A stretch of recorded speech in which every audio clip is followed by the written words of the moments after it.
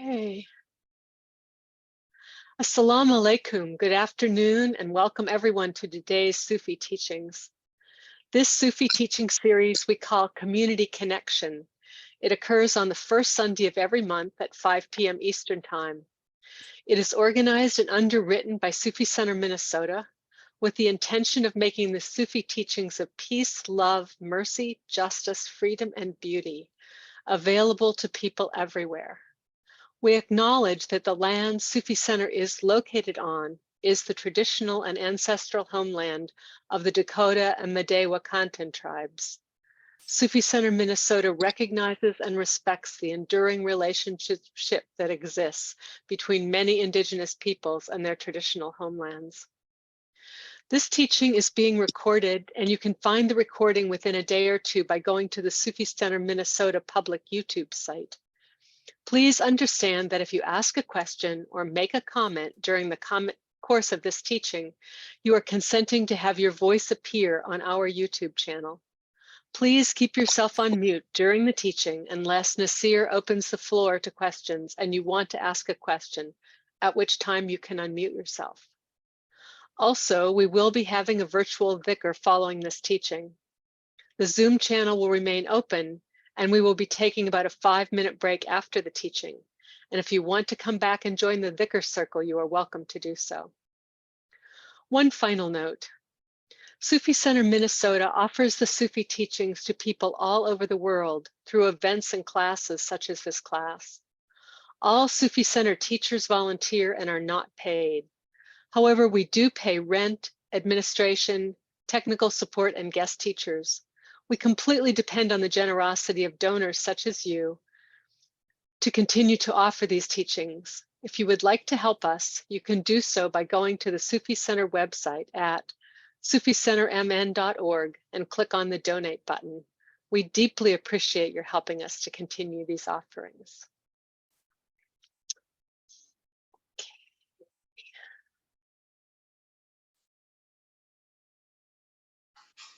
Okay.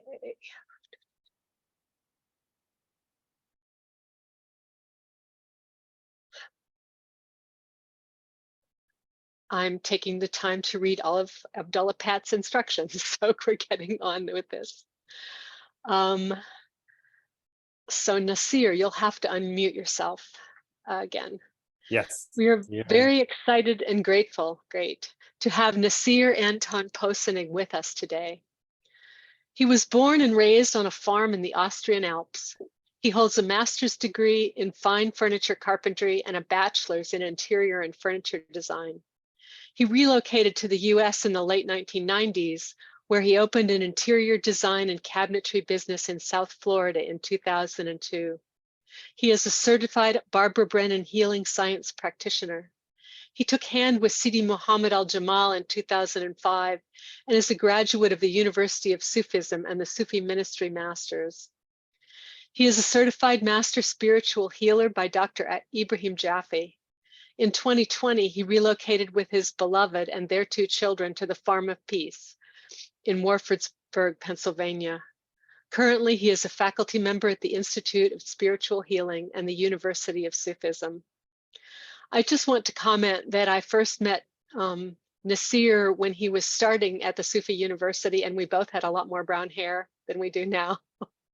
And it's just been wonderful to keep a little bit of track at a distance about all the changes that he's made in his life and his walking, and it's beautiful. So his teaching today is Prophet Isa, the reason for the season, a Sufi perspective. Nasir, welcome, and thank you for being with us today. Thank you very much, Rahima. I appreciate connecting with you and appreciate connecting with all of you. So assalamu alaikum, peace be upon all your hearts. And just before we start with the invocation, with the Fatiha, I would like just to perhaps explain a little bit why I chose this theme for tonight. And actually, it took me quite a while to sit with and realize what I would like to bring.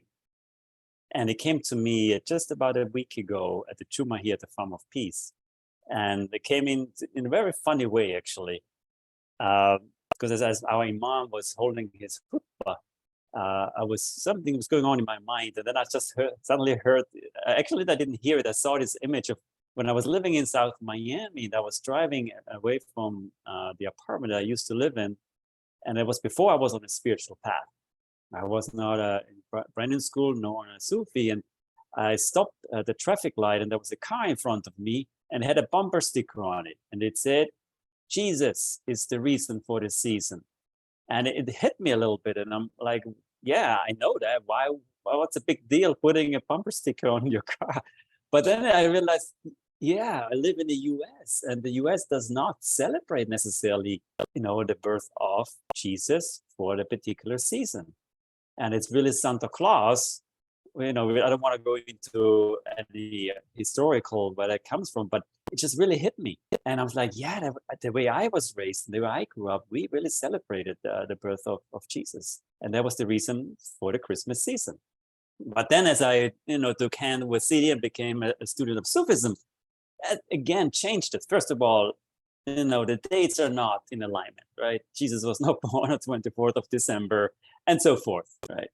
But it always tickled me to really know why this prophet, Isa alayhi salam, had such an impact that we literally have a season that is after, sort of really coming from his birth, from his coming to this world that we have now, this celebration all over the world,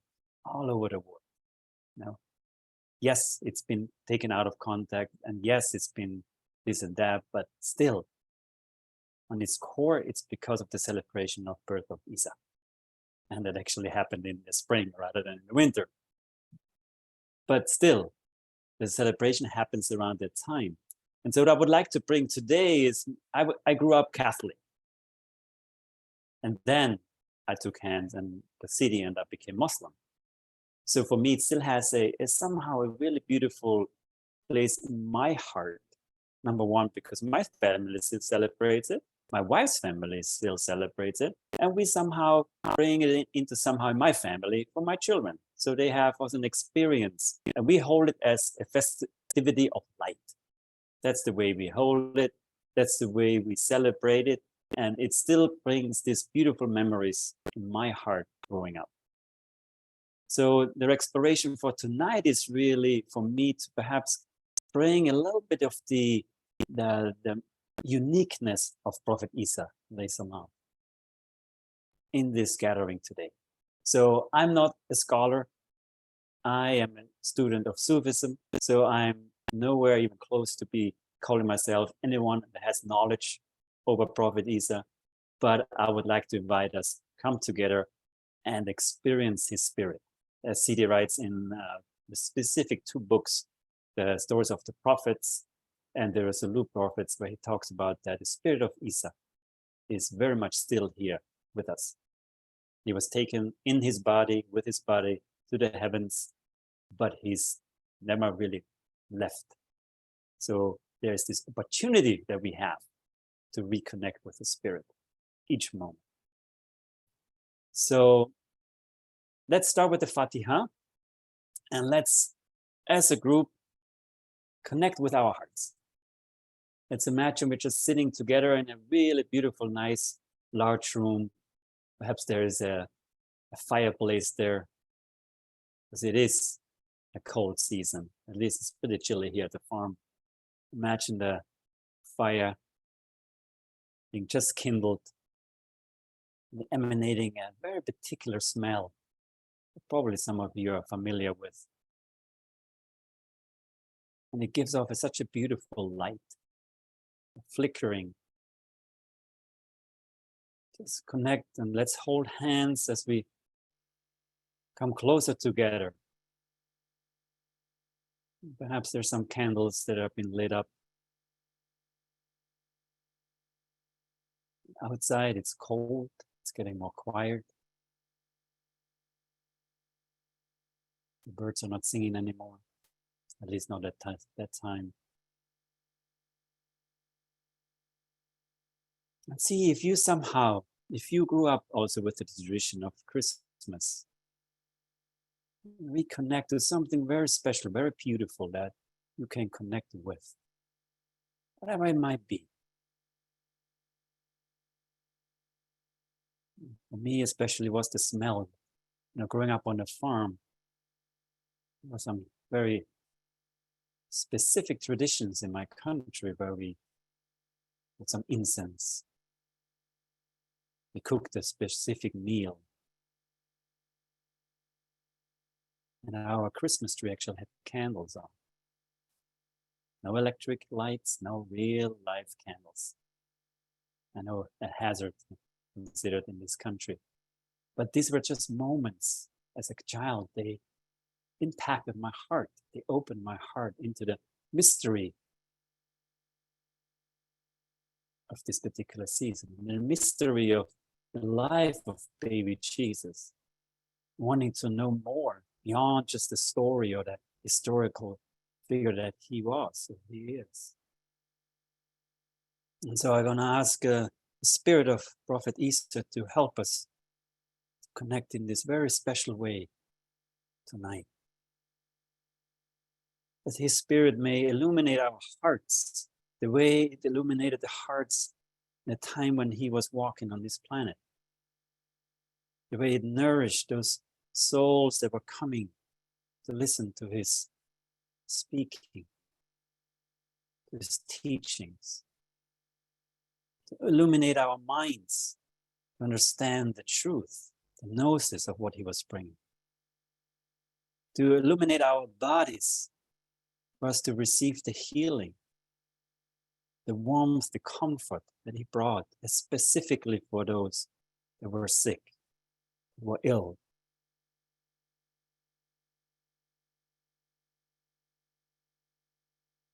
And to help us come closer together, not only as beloveds here on the call, but as human beings in general on this planet.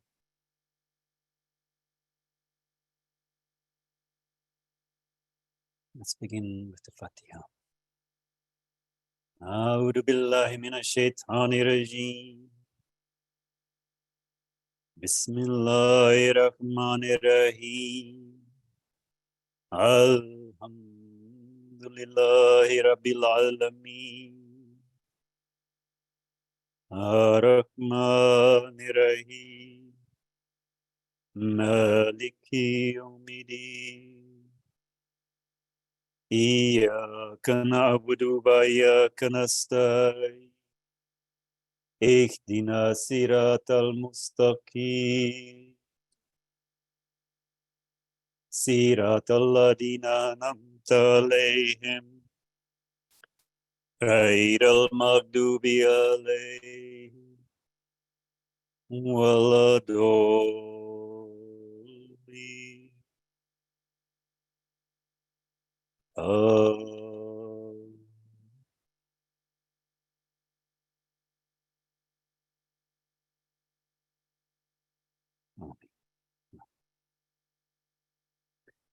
So I would like to read a little bit from Sidi's book, and some of you might know it's Stories of the Prophets.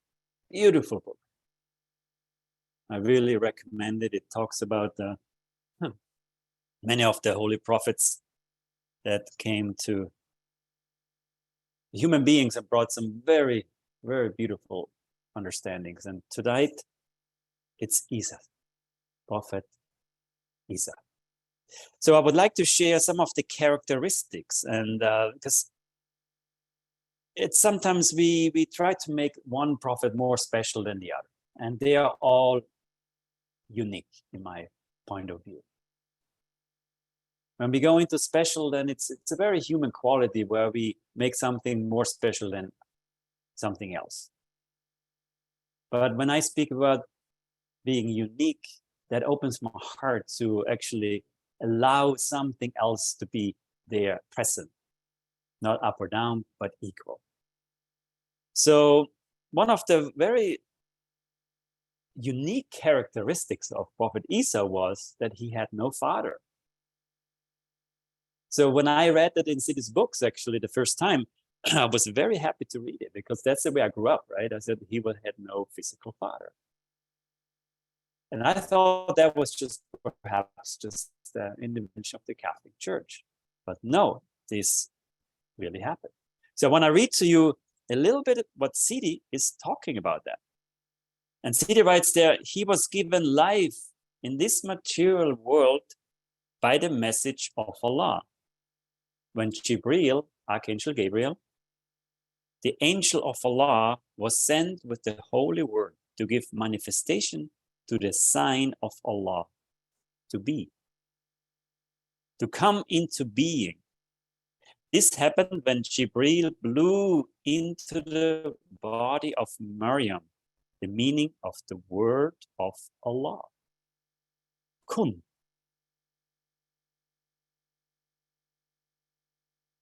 From the breathing of this word and from the water of Maryam, the seed came into the body of Maryam, and with it, the complete love of Allah.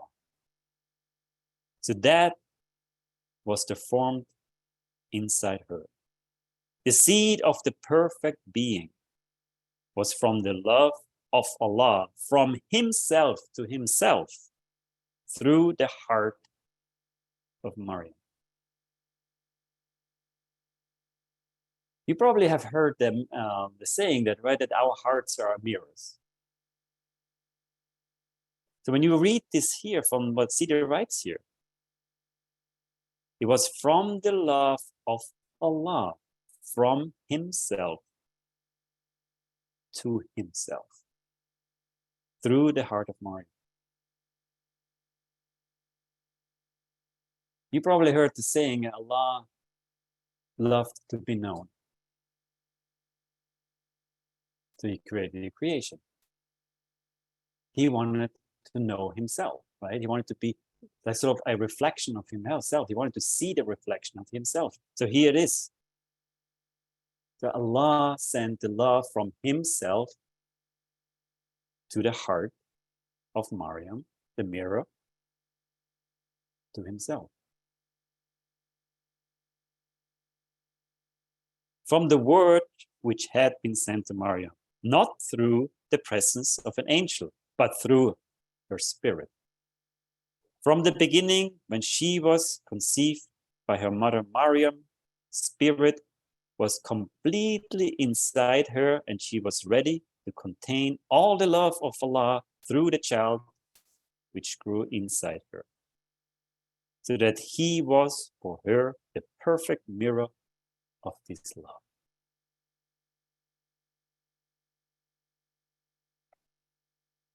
So for me, when you look at that very beautiful explanation of why Allah did not give, or why Allah created Prophet Isa without a father. Because until Prophet Isa, there were not really any, this in particular very in-depth teachings about love and healing. They came in first time through Prophet Isa. So they needed to be pure.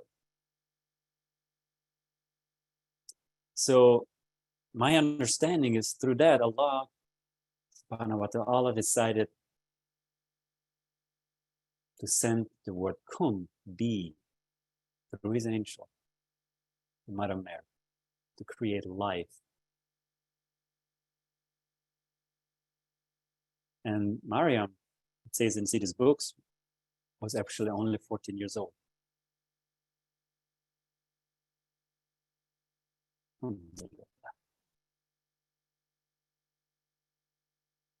Now, the other characteristics also that that is somehow particular to Jesus is that there were two other prophets living at that time, and not only spread out throughout the world, they actually were living with him. One of was his uncle Zachariah, and Zachariah had a son, Yahya, or more known John the Baptist. So it's also Sidi says in the book where it was very important that it was necessary for those two other prophets to be present at that particular time to really prepare the work that Prophet Isa was to bring to the world. And Sidi writes here, Zachariah and Yahya prepared the people and started to give the message of the straight path of Allah and the message of the love of all the people without separation, between those who were rich and those who were poor.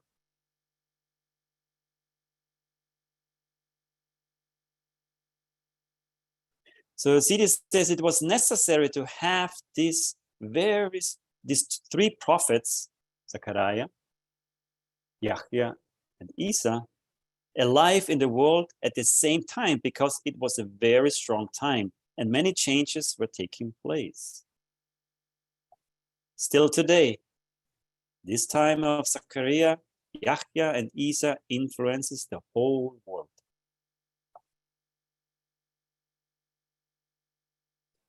And when you hear the story that Prophet Isa, we're going to talk a little bit about it later on, the prophet that is returning.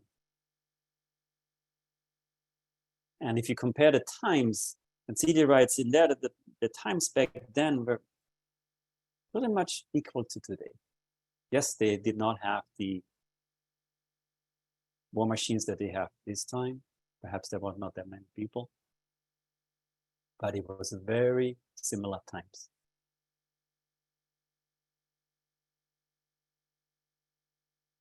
So let's talk about a little bit about the second coming of Isa.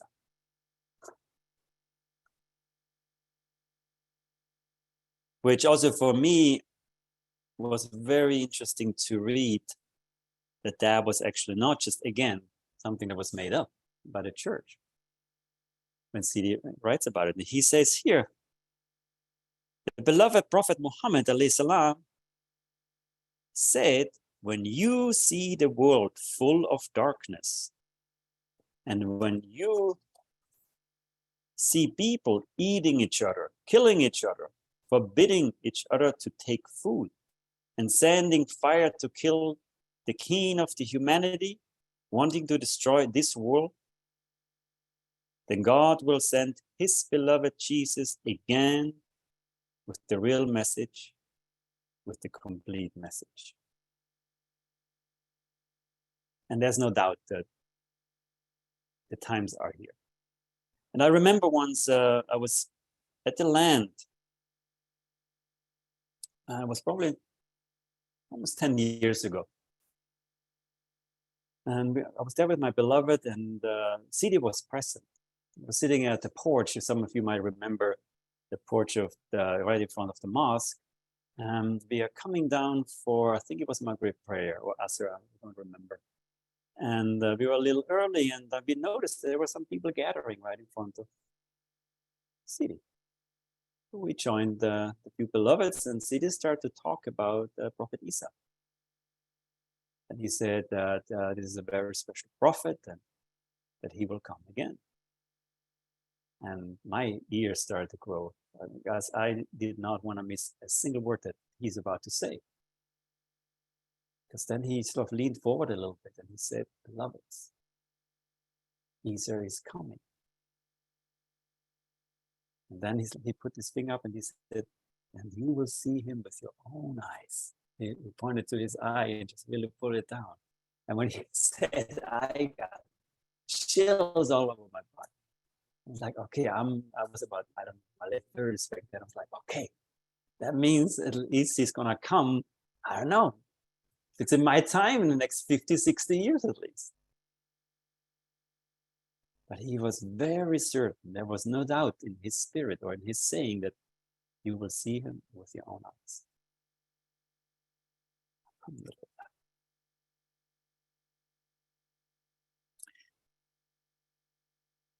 So now, Sidi is very specific in his book when he writes about Prophet Isa, that he was a prophet of love and healing. And he also says that because Sidi was knowledgeable of several different languages. But my understanding was that he also spoke Aramaic, the language of Isa, but also he was aware of the Old Syrian language. And Sidi says that in the Old Syrian language, Jesus means the person who carries the reality of God, who carries the real meaning of love, the real meaning of peace, and who gives everything for his beloveds who follow him. Sounds very much like Sidi.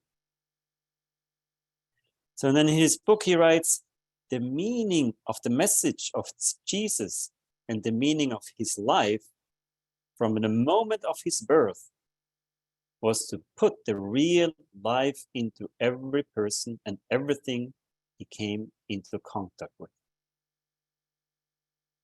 This was why Allah helped him in his message by giving him special power to heal people and to bring people back to life who had died.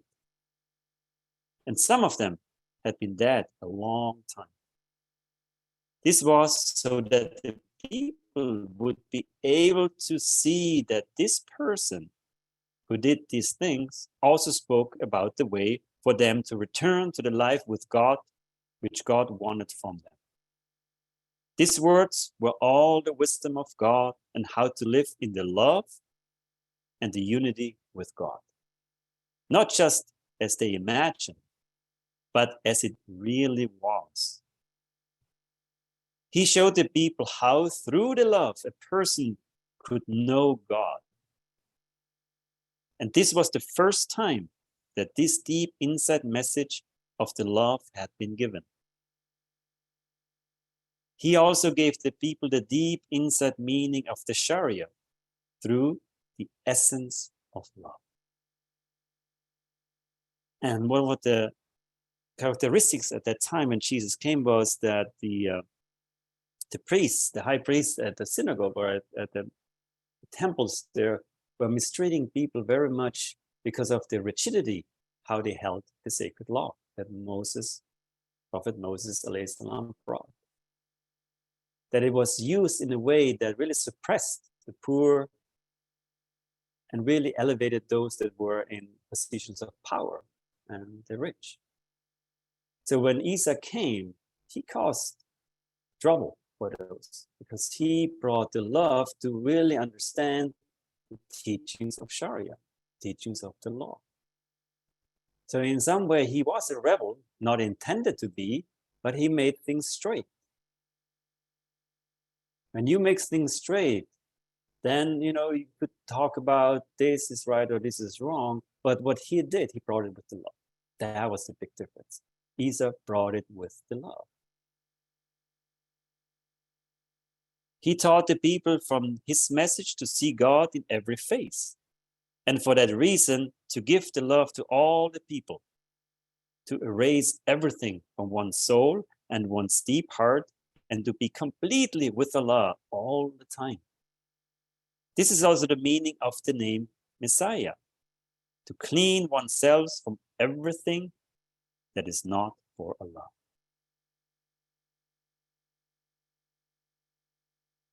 Then Sidi says, he brought this message to the people and showed them also how to live it. So he was not just a preacher, he was showing them how to walk the talk.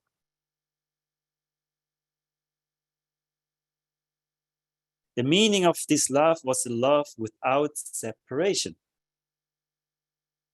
To love one's fellow man like oneself. To love one's fellow man like oneself. The famous saying, love the neighbor as yourself.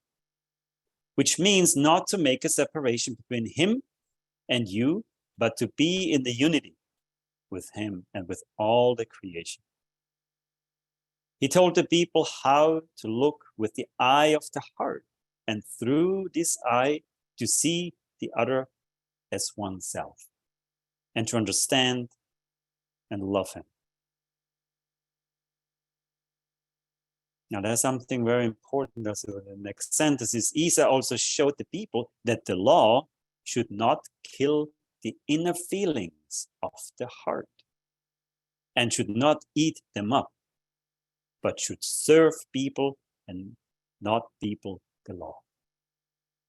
That for me was really something that really softened my heart.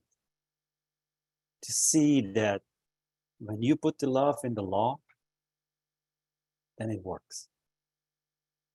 But if you take the love out of the law, then we start creating problems. Alhamdulillah. So, any questions? Anyone or any comments, please? Don't feel you have to wait till the end. You can always raise your hand. Be happy to answer any questions that came up. So the next thing is, as you know, Jesus was known for many of the miracles. There have been many reports of miracles that have not been mentioned before. And one of the really one that what made chuckle, because I have never heard about that one, was when Sidi writes that Sidi spoke as an infant. When Mother Mary told the people that came, and they were, complaining and saying, how can you have a child if you're not with a man, and so forth. And she said, I'm fasting, therefore I'm not speaking, but speak to my son. He said, how can we speak to an infant? Then Jesus started talking. I can only imagine what that actually would do to you when you see an infant just barely 24 hours old starting talking to you, putting in your place. All those rough guys that showed up there trying to put a woman down. I would have loved to be there, just as a fly, didn't matter what. Now the other one that was really, that probably some of you heard about, is when Jesus built or made a dove out of clay. And then he blew the spirit into the dove through Allah, by Allah. And the dove flew away. Then he's definitely very famous for arriving to death. And there's been accounts of that are heavily mentioned in the Bible. But also Sidi actually writes that there, at that time when Jesus was alive, that there were quite some healers, well-known healers, that were able to heal sickness and illness and so forth. So Jesus had to almost like not show up and do something that the others were not able to do, but Allah really gave him powers. So there was a big difference from his miracles and his healings compared to what was the norm. And Sidi writes in another book about an account that there was a man that became alive after 100 years. That he brought him back to life after 100 years. When that person came out of the grave, he was very distressed because things changed. And he thought he was just asleep. And then there's also the account of curing the leper, right? Diseases that nobody else was able to cure. And then with the stories of healing the blind and so forth. But there was also one thing that was very special, very unique to Prophet Isa, when his followers, his apostles, were asking him, and quite stubbornly asking him, to ask Allah to send down nourishment. And Sidi talks about sending down the table spread. You might have heard about it. And Isa asked, told the beloveds, don't be impolite. Allah is already gifting you with so much. And then he asked again, said, please ask Allah, please ask Allah. And I think it took him 3 times until he said, okay, I will ask Allah. And Allah, Isa turned to Allah and prayed. And that's then the story of this table spread that came down. And when I read Sidi's story, it really talks about a table, not just metaphorically, but literally. A table that came down with food, with fish, with bread, with water. It was smelling beautifully, tastefully. And people came and started eating. First, they asked all the poor and the sick to come and eat, and then those that already had food but still were hungry. And that went on for days, until people started to get greedy. So they would come, even though they already ate.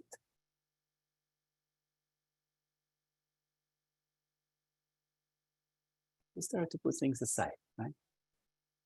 Getting a little lunch bag for the day after, or for the evening. That's when the table then didn't come every day. It came every other day. And then when people even got more greedy, then supposedly the table did not come down again in the physical form with the food. But Sidi says that the table itself, in a metaphorical way, remained on the planet. And it will remain here until the end. And Sidi says that we can still drink from it, because this food was not just physical food for the bodies, but it was food for the hearts and the spirit. The people that ate from it didn't only heal physically, but they received the true meaning of Allah. They received gnosis, the understanding of Isa's teachings. And Sidi said, this table is still available to us every moment, every day.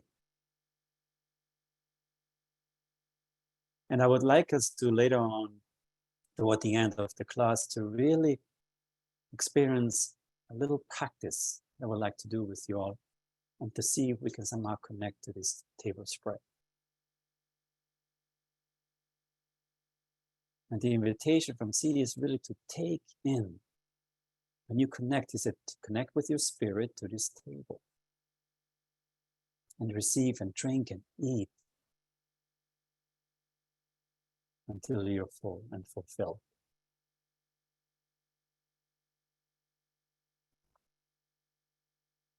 Alhamdulillah. So one of the other things that I would like to point out, one that was different from any other prophet, was that Isa was raised up to the heavens. And in Sidi's books, there is the writing that Jesus was not put on the cross. He was not put on the cross. It was Judas instead. Allah changed the eyes of all the bystanders as they were bringing Jesus through the city. And then they exchanged Judas with Isa. And that moment, Isa was lifted to the heavens. So that to me was a very, very profound reading. Because to know that, that knowledge has not been spread. And I'm wondering till today, like, what would happen if we actually make that mainstream? Someone would actually announce that understanding. What would happen? Well, inshallah, one day we are. I don't think so. We are. So Sidi has a beautiful explanation here that I would like to read to you.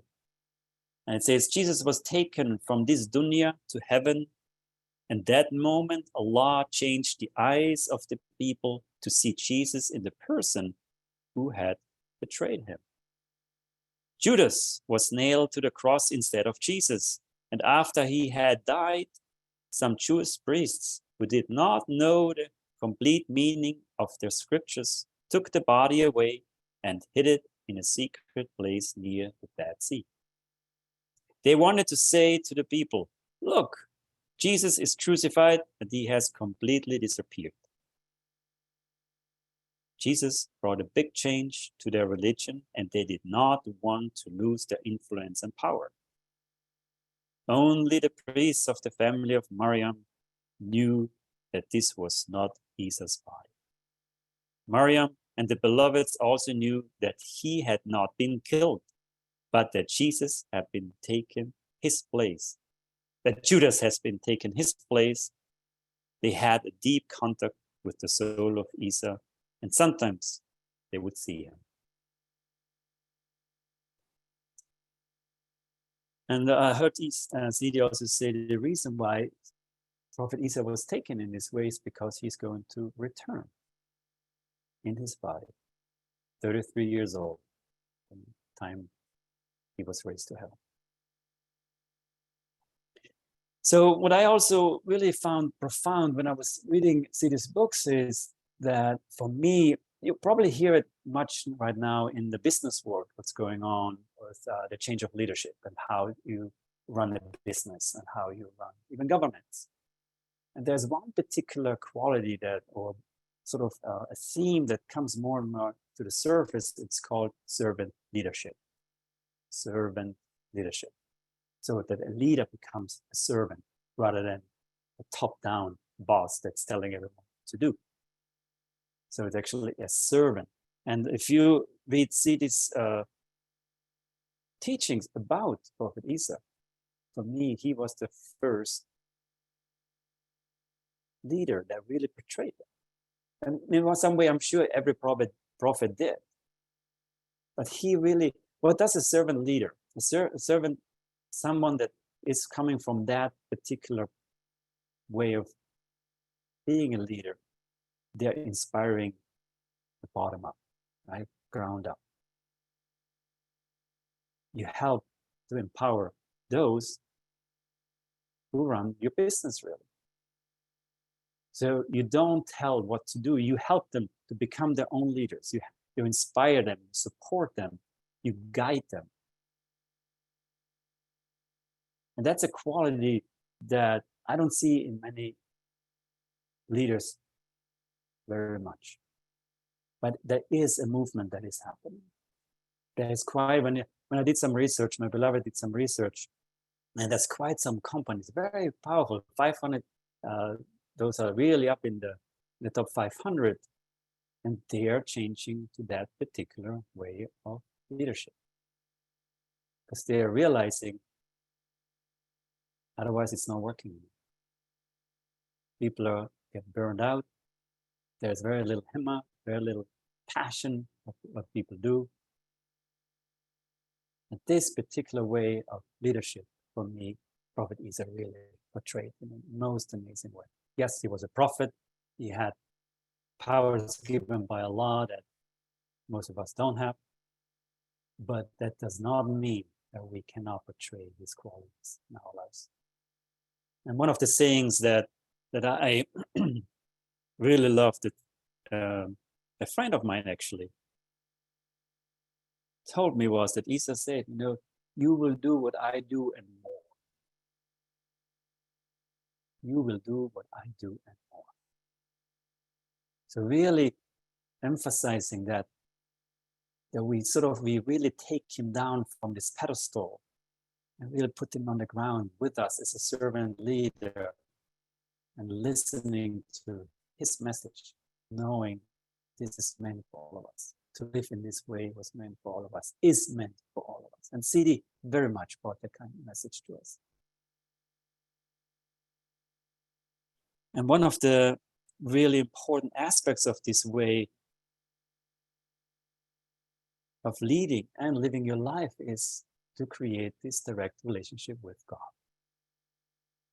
And I didn't even know that back then when Prophet Isa came, that the high priests were actually the ones standing between the people and God.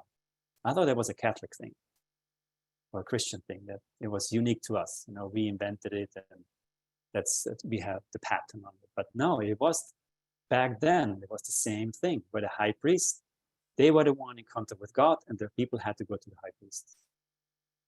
But Jesus came and said, no, that's not true. That is false. So he again brought these teachings of connecting with Allah directly. No middle. Okay, then I did a little bit of research because I wanted to see, we know we have the Gospels, and there's been a lot of saying that they are not really accurately translated or accurately transmitted what the Isa really brought. And Sidi writes in his books, actually, there is actually one they call it the Gospel of the Essenes, that it actually is very accurate. It comes the most accurate to what Isa brought to this world. So it's spelled Essenes, the Gospels of the Essenes. And they were supposedly found in the Vatican. So all along, they had it. It was discovered, I think, in the 20s, and then there was a Polish, I think it was a Polish psychologist or a man of many languages that was able then to translate them into English. So it's just for your information if you are interested in getting to know a little bit the true teachings of Isa. And some of those sayings that come from this, and also they're coming from the Quran as well. I read a few of them down because they are really, for me, expressing Isa's essence. And one of them I would like to, or a few of them I would like to read to you. They really touch my heart. Love of this world and love of the next world can never reside in the heart of a believer simultaneously. Just as fire and water cannot be contained in a single vessel at the same time. Very simple, right? You cannot love the world and the hereafter. Jesus, subhanahu wa ta'ala, the son of Mary, said, God has given me the power to give life to the dead, sight to the blind, sound to the deaf. But he did not give me the power to heal the fool of his foolishness. I found it very, very true. Next one. Once someone asked Jesus, subhanahu wa ta'ala, how are you able to walk on water? Jesus replied, with certainty. Then someone said, but we also have certainty. Jesus asked them, are stone, clay, and gold equal in your eyes? They replied, certainly not. Jesus responded, they are in mine. Jesus was known to have said, virtuous action does not consist in doing good to someone who has done good to you. That is merely returning a favor. Virtuous action consists in doing good to those who have wronged you. And the last one, Jesus subhanahu wa ta'ala once said, you will never obtain what you desire except through patience with what you despise. You will never obtain what you desire except through patience with what you despise. Alhamdulillah. He was definitely a Sufi, no questions about that. So, we have about 10 minutes left.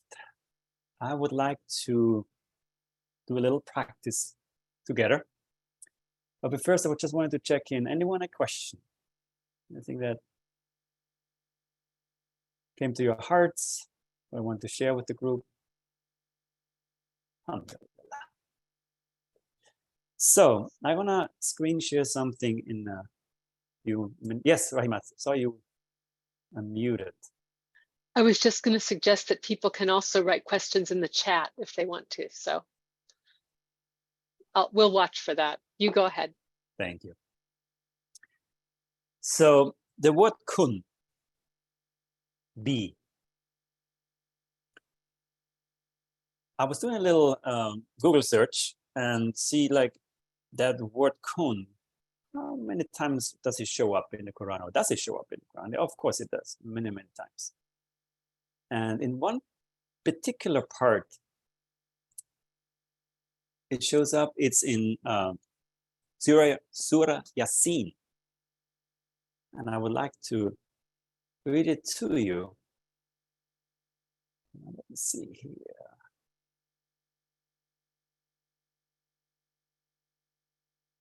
I have them all in front of me.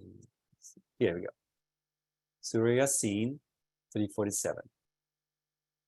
Maryam submitted, O my Lord, how shall I have a son when no man has ever touched me? Allah said, just as Allah creates what He pleases, when He decides to do some work, He just gives it the command be, and it becomes. Next one, 359. Surely the example of Isa is the sight of Allah is the same as that of Adam, whom He formed from clay, then said to him, be, and he became.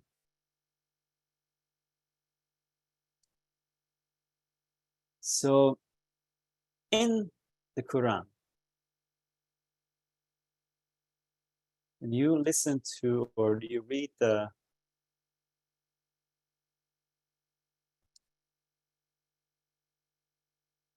Arabic, it says kun faya kun. And it's sometimes translated as be and he is, or be and it is. Kun faya kun. So I would like us to do and explore a little bit what it does to our hearts when we use this phrase, kun faya kun. As a group, as individuals. And what I would like us to hold in our hearts is not necessarily that we want to put something in our hearts that, you want a car, this or that. And if that comes to your heart, I'm not going to ask you not to. But perhaps the invitation today is really for us to become aware more deeply of the teachings of Prophet Isa, of his spirit, of his essence. And when he said, you will do the same and more. For us to recognize that it's not us doing it anyway. If Allah wants to heal through our heart, through our hands, the blind person, it will happen. The invitation here is to really open our hearts to accept the invitation, be the visa of your time. See, they said so many times, be the visa of your time. Be Muhammad of your time. Be the prophet of your time.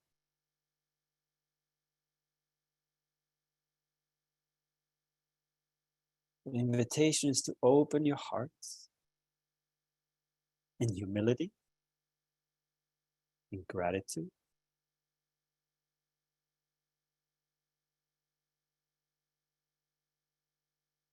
We ask you, the Spirit of Isa, to please help us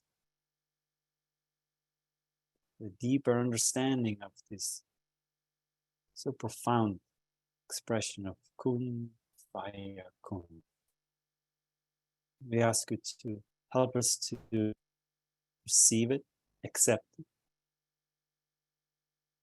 integrate it, and going forward, only use it for the highest, for ourselves and others. Let's begin. Kun faya kun, kun faya kun, kun faya kun, kun faya kun, kun faya kun,